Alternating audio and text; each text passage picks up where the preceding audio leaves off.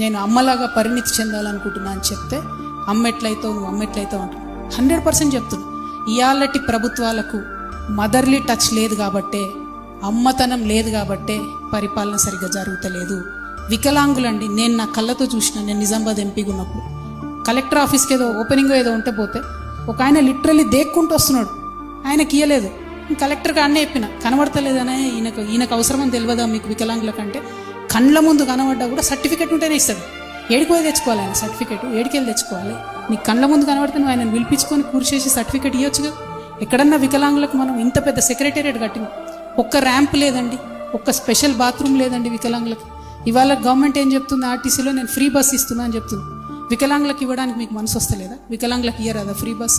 అంటే ఒక మదర్లీ టచ్తో పరిపాలన జరిగినప్పుడు most vulnerable sections will be addressed first. అందుకే సామాజిక న్యాయ తెలంగాణ రావాలి, ఉంటుంది అని నేను చెప్పి కోరుతా ఉన్నాను.